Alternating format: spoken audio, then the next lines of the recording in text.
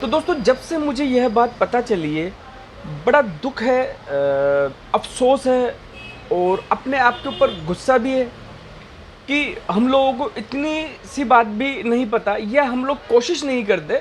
जो हम भारत में रहते हैं 99% लोग कोशिश नहीं करते सच जानने की और दूसरों के कहे की बातों में हम आ जाते हैं। यहाँ पर कोई या फिर कोई कहीं पर हम पढ़ लेते हैं तो उसकी बातों में आ जाते हैं, या फिर कोई सेलिब्रिटी टाइप का या थोड़ा सा पॉपुलर आदमी कुछ बातों को घुमा फिरा के कैसे हमको पेश करते हैं, मैं आपको आगे बताऊंगा अपने वीडियो में। तो हम उसकी बातों पे यकीन कर लेते हैं और घिन आ रही है ऐसे लोगों के ऊपर जो ऐसा काम करते हैं।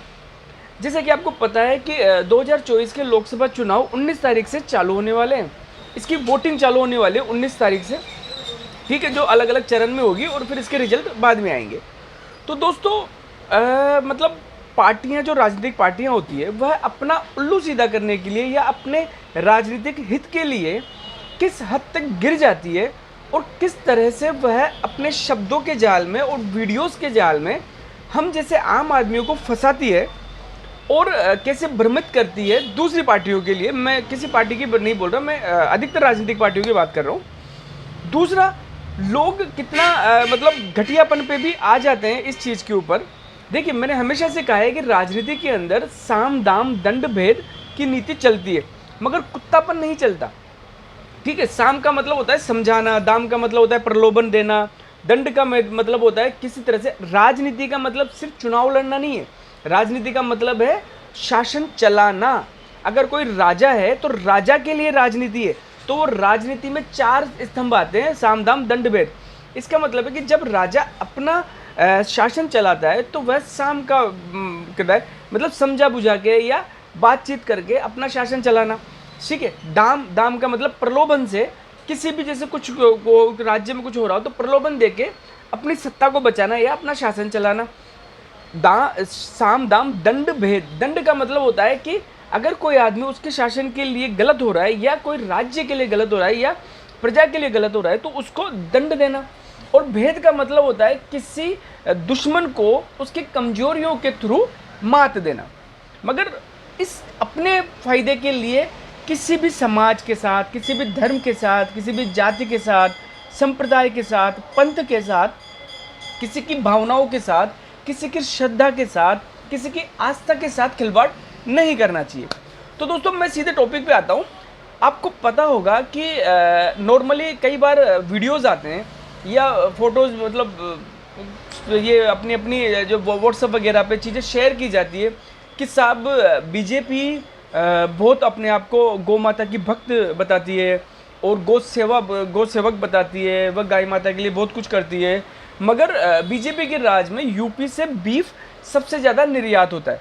मतलब भारत एक बहुत बड़ा देश है जो बहुत बड़ी संख्या में बीफ निर्यात करता है, एक्सपोर्ट करता है विदेशों के अंदर, पश्चिमी देशों के अंदर।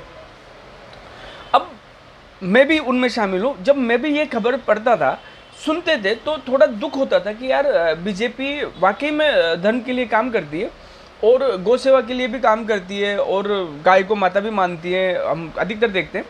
तो उसके बावजूद भी ये बीफ सप्लाई करते हैं। तो अब फिर ये आता था कि यार ये अभी 10 साल से तो है नहीं, उससे पहले से भी बीफ तो सप्लाई हो ही रहा है भारत से। तो पहले की कंपनियाँ होगी, रजिस्ट्रेशन दिया हुआ होगा, इसलिए गाय का मांस हम बीफ से मतलब समझते हैं गोमांस। ठीक है, भारत के अंदर बीफ का मतलब होता है गोमांस। अगर हम कहते हैं बीफ सप्लाई हो रहा है या बीफ का मांस जा रहा है तो हमें सीधा जो हम समझते हैं वही होता है गोमांस जा रहा है। तो हम यही सोचते थे कि यार ऐसा कुछ हो रहा है। तो दोस्तों अभी कुछ दिनों पहले मुझे यह चीज़ पता चली। वो एक बहुत अच्छे वक्ता हैं, डॉक्टर रिजवान अहमद। मुझे बिल्कुल शर्म नहीं है उनका नाम लेने में। वो बहुत बढ़िया इंटेलिजेंट आदमी और उनके वीडियोस भी बहुत अच्छे होते हैं। अगर आपके पास भी टाइम हो तो आप वह वीडियो देख सकते हो। अच्छी बातें करते हैं। हालांकि जो उनकी कम्युनिटी के लोग हैं वह उनको अपनी कम्युनिटी का दुश्मन समझते हैं। मगर जितना मैंने उनके वीडियोस देखे हैं, जितना मैंने एनालाइज किया है उनके बारे में, वो एक सच्चे मुस्लिम हैं और वह पक्के ईमान के हैं। वह इस्लाम के लिए काम करते हैं और वाकई में वह मुसलमानों के लिए चिंतित है। इसलिए वह उनको समझाने की कोशिश करते हैं। हाँ, उनका समझाने का तरीका डिफरेंट है। वह लीपापोती नहीं करते, फॉर्मेलिटीज़ नहीं करते। वह आपको कमजोरियां बताते हैं उनकी कि तुम्हें ऐसा नहीं करना चाहिए। क्योंकि वह ये जानते हैं कि आगे फ्यूचर में खतरे हो सकते हैं। खैर, तो उनका मैंने वीडियो देखा, फिर उसके बाद में मैंने भी पता किया, तो मुझे पता चला नॉर्मली क्या होता है कि जो बीफ होता है, बीफ, तो बीफ इंग्लिश शब्द है, ठीक है। तो जो अंग्रेज़ लोग होते हैं या जो बाहर के लोग होते हैं, अब उनके पास इंग्लिश है तो वह बहुत सारी चीज़ों को एक ही चीज़ों के दायरे में लाते हैं। मतलब उनके लिए बहुत सारी चीज़ें हैं, वह कहते थे ये सब के सब ये है।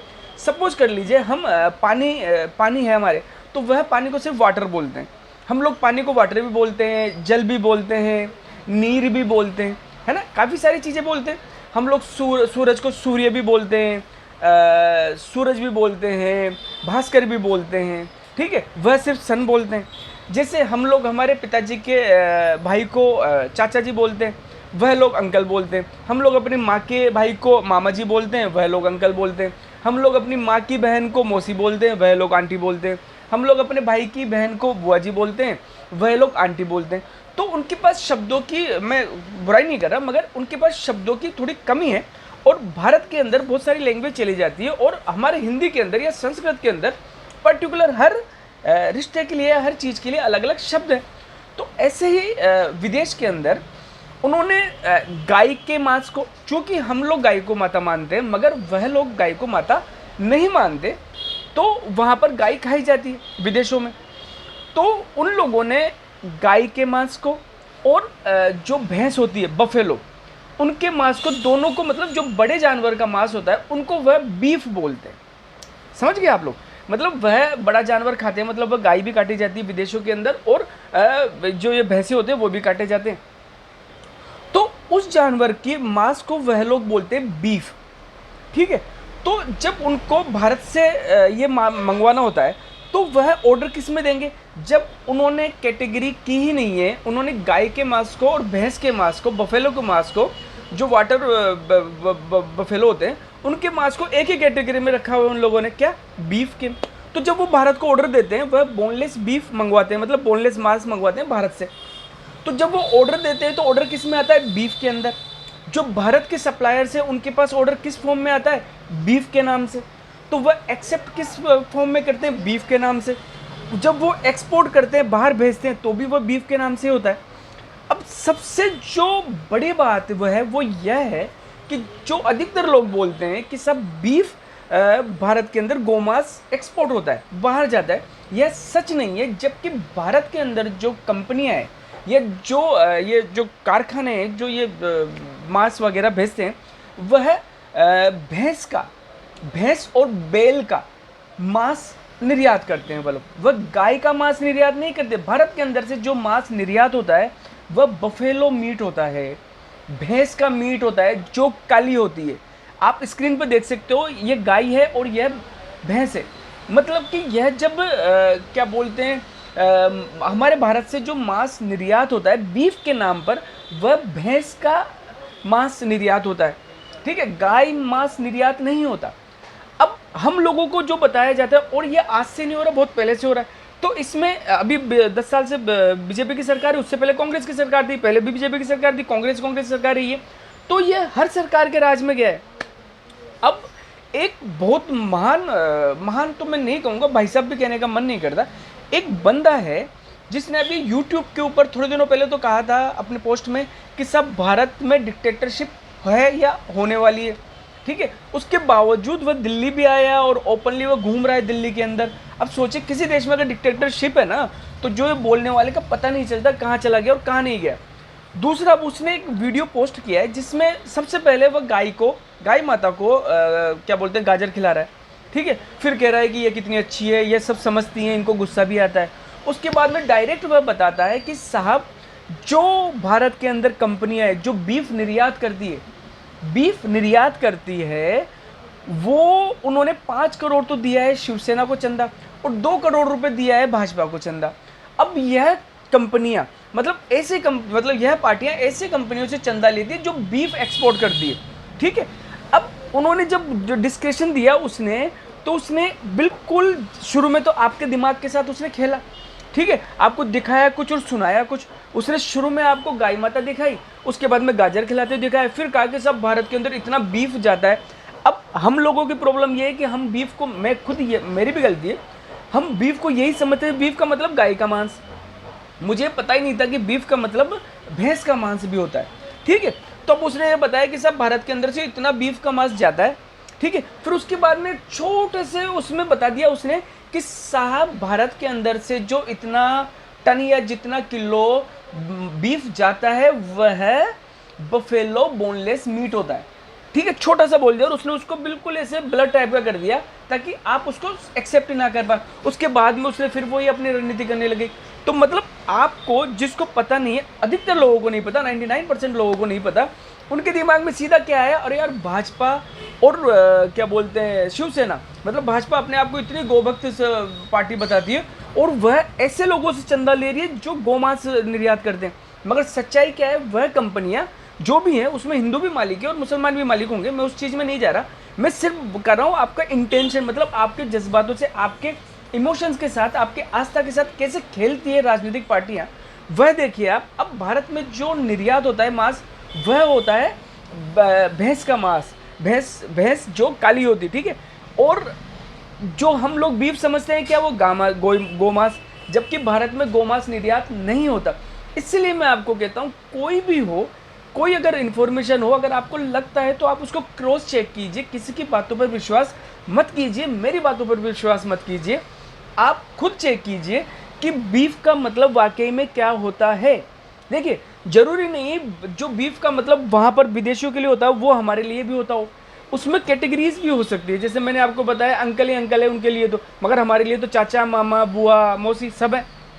ठीक है, तो आप चेक कीजिए और यह जानिए कि हम लोगों को यह राजनीतिक पार्टियां हम लोगों की आस्था के साथ कैसे खेलती है और सिर्फ अपना उल्लू सीधा करने के लिए, मतलब अपनी रोटियां सेकने के लिए यह कहां तक जाती है। तो दोस्तों सतर्क रहिए, समझदार रहिए, जानिए कि रियलिटी क्या है। किसी के बहकावों में मत आइए, किसी के भी बहकावों में मत आइए। मैं क्या, कोई भी हो, अगर कोई बंदा, अधिकतर क्या होता है कि यह लोग क्या करते हैं, शुरू में ऐसे वीडियोस बनाते हैं या ऐसी इन्फॉर्मेशन देते हैं जिससे आपको लगता है अरे यार ये देख कितना अच्छा लड़का है, या कितना अच्छा आदमी जो सही सही बोल रहा है। फिर वह उसकी आड़ में जब वह पॉपुलर हो जाते हैं, या ये बहुत बड़ी आजकल क्या है, सोशल मीडिया का जमाना, पैसा देके वीडियो वायरल भी किए जाते हैं। आप भी मेरे वीडियो देखते हो, हालांकि मेरे वीडियो इतने लार्ज स्केल पर नहीं देखे जाते, मगर फिर भी जिनके थ्रू देखे जाते हैं उनकी मेहरबानी, वो बड़े प्यार से मेरा वीडियो देखते हैं। तो कई बार क्या होता है कि आपका एक विश्वास हो जाता है कि नहीं यार ये तो अच्छे वीडियो ही बनाता है और ये तो सच्ची बोलता है। फिर उसके बाद में उनका असली गेम चालू होता है, उनके असली चेहरे चालू होते हैं। इसलिए अगर नॉर्मल बातें तो ठीक है, मगर जब बातें विश्वास पे आ जाए, या किसी पे कोई वाद विवाद हो, या किसी पे कोई मतलब क्या बोलते हैं, कोई तोहमत लग रही हो, या कोई किसी को कोई आरोप लगा रहा हो, तो उस चीज़ों को क्रॉस चेक कीजिए। ध्यान रखिए अपना। जय हिंद, जय भारत।